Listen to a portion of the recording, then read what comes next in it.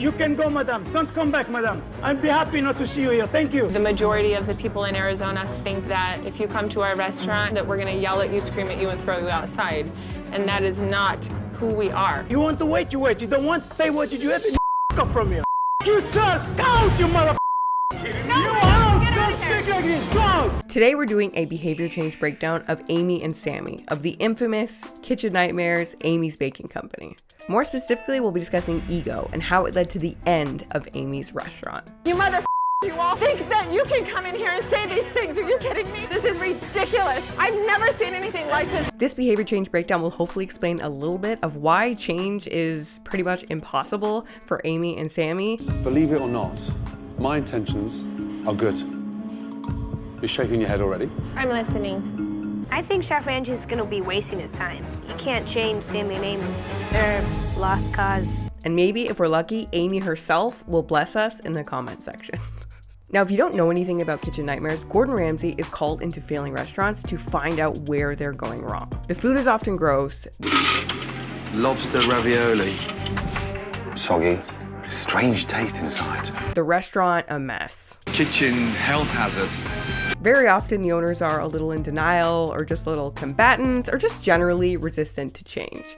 But Amy and Samy take it to a whole other level, which ultimately leads to their demise. You are a little pansy. Get out of here. Don't you ever come back here. You little weenie. Keep walking. Fuck you. Give me a break. But first, a message from our sponsor. This video is sponsored by Scentbird. Scentbird is a fragrance subscription service that sends you new scents every month with just a few clicks. Choose fragrances from top designer brands like Prada, Gucci, and Versace, as well as indie labels like Heretic, Skylar, and Confessions of a Rebel. This is my second month being a Scentbird customer, and I am really loving it. Specifically, I'm trying to find my signature scent. This month, I got so close to finding it with this scent, Fizzy Mint. Very unique scent. I hadn't seen it anywhere before or smelled it. So pretty. Such a beautiful bottle. Not a lot of lasting power. Really devastating. But I got my queue all loaded up, and I'm ready to go. I'm still on the hunt. Thanks to Scentbird. I'm seeming like a joking, but I'm serious. You do this little quiz to get customized recommendations, then you add the scents that you want into your queue, and that's it. The sample size truly is great. Way better than those little ones that you just get, I don't know, when you get them in like magazines, malls. Honestly, I cannot say enough good things about this. I'm really loving this subscription, so I highly recommend it if you're interested. Scentbird is available in the United States and Canada. Use code Kiana55 to get 55% off your first month at Scentbird. That's just $7 a month to get started. And back to the video. Amy's Baking Company. Chef Ramsay arrives looking to find out why Amy's Baking Company needs his help. What's wrong with this bloody restaurant? I have issues with customers that are trying to be online bullies and say horrible things. Online bullies. Amy seems to sincerely believe that her business is failing due to a rogue Yelp post from 2 years ago. Approximately 2 years ago, these reviewers and these bloggers decided to make up lies and say that they ate the food and it was disgusting. We stand up to them, and I think we're the only ones that ever have as restaurant owners. And they come and they try to attack us and say horrible things that are not true. Even if you haven't seen this episode before, it might already be obvious to you that this whole hater narrative is a delusion. I'm not going to have people make shit up that isn't true. I'm not doing it. Don't worry. I'm not making any more food. Amy's nuts. And it's Amy and Samy that are the problem.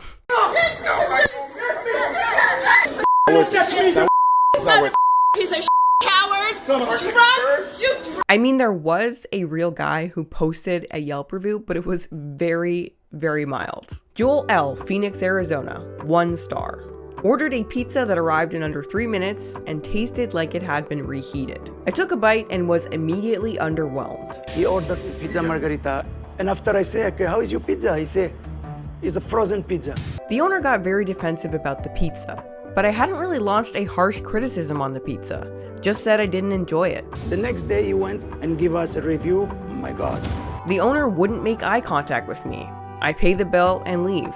I cannot for the life of me recommend this restaurant to anyone. My wife, she was Retaliated. A solitary 1-star review probably is not going to tank your business, but a response like this just might. Dear Joel L., it is blatantly obvious to me why you were alone on Saturday night.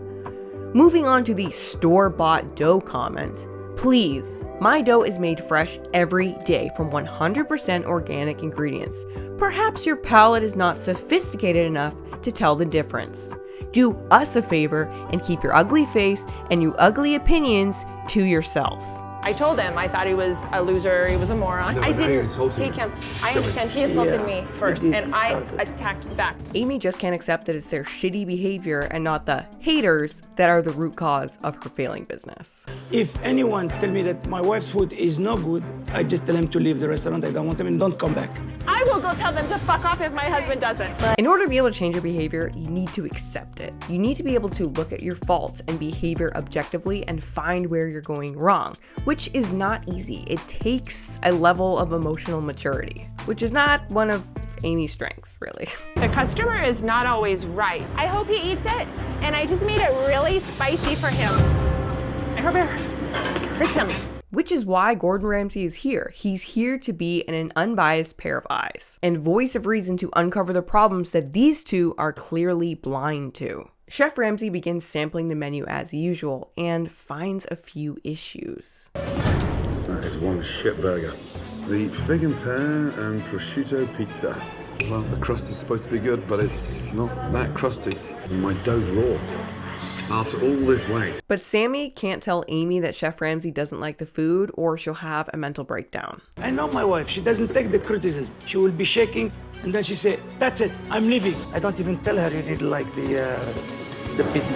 You're scared of telling her the truth? Do you want to tell her? Come with me. You tell her. I just want her to know so she checks the next one. Not only can Amy not take criticism, a hint of criticism is deeply triggering to her. Amy, this is the summon. They didn't like it. For me, this is all bullshit, so I don't care. I'm stopping all the food. No, I'm not wait, no, Amy, I'm no. not. I'm not You're making anything finished. else. No. Why? It has to go to the freaking trash. Are you kidding me right now? But you need criticism to improve and grow. And like you called Gordon Ramsay here to criticize you. When Chef Ramsay states that he's merely disappointed, Amy runs to the freezer to deload. You look disappointed. I am disappointed. Okay. But let's go through this later. Oh, go to the fridge. Hurry, go to the fridge. Don't worry. Don't I'm not worried. Never mind. But I'm concerned with his opinion. I mean, he's Gordon Ramsay. It would be very reasonable for you to be concerned with his opinion. Now, there's really only one reason that someone can't take useful criticism constructively.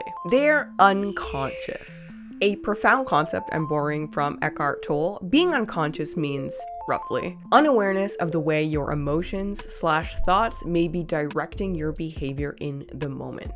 In other words, we become one with our emotions and thoughts. Amy obviously has a lot of rage. Here we go 50 again. staff? Look at your eyes. That's because you're saying look how lies. bitter you are. If she can't recognize that about herself and detach from that rage at all, she's not going to be able to rationally look at this situation and learn from this criticism, even when it's coming from one of the best chefs in the entire world. Instead, she's just going to take any criticism as a personal attack and instead interpret her internal feelings as truth about external reality. My pizza today was undercooked. I don't think your pizza was undercooked. That's your version. When Chef Ramsay tries to tell Amy about the issues with her food, she immediately becomes extremely defensive. These are store-bought I crap understand frozen that. ravioli. They're not crap, and they're delicious, and did you taste it? You didn't taste that one. I didn't because you didn't get the feedback. I said they were disgusting. Oh yes, of course, why don't I Well, just I'm trying delete to show everything you from my is that- menu? I'm just trying And to then say- close my doors. What do you want me to sell? People usually love it. I've never had a problem with it, but People usually love it. yes, real customers, not haters. To take something personally means to insert the self-concept or the I identity into it. This is my restaurant, this is my cooking, they are extensions of me, and therefore you are attacking me. This is ego. Ego makes everything about us. 4B. No, 5B. Are you sure? You don't need to question me, Katie. You can go home right now. Listen to me when I'm speaking to you. Do not walk away from me. You don't work here anymore, okay? Amy's feeling the heat from Chef Ramsay, so she reaffirms her status by flexing on her teenage employees. She doesn't work here anymore. She's a poisonous little viper, and I don't allow people that have an attitude in my restaurant. Don't start crying. Why are you behaving like this? Oh my God. She is gone. That's who she is. That's like the most egoic statement I've ever heard in my entire life. What does she know? Who the hell is she? The ego needs to assert itself when it feels threatened or challenged. It sees power struggles where they don't exist. It's the part of you that thinks, who the do you think you're talking to? Do you know who the I am? That's the ego. Who do you think you are? I Which is actually basically Amy's entire personality, honestly. Not cooked enough. The food we're making is going straight to the trash, and there are starving people that could be eating it, but instead these people decide that they're going to come fuck with my life. It's not that serious. They're not messing with you. They just didn't like it that much. Damn, lady, chill out. Amy has an identity, a self-concept as a person with a God-given talent for baking, as well as an identity as an innocent victim being bullied by online bullies. Hearing that her meals are genuinely bad or uncooked is an insult to both of those identities. Which is why she's physically incapable of taking criticism and why her business was doomed to fail. This is a restaurant that is in crisis with a delusional owner that can't take criticism. Now you may want to sit there and argue, but you're not prepared to understand that I'm here to show you what's right. Just cool down, Amy. All we've done, all that's happened is we have been attacked. Attacked.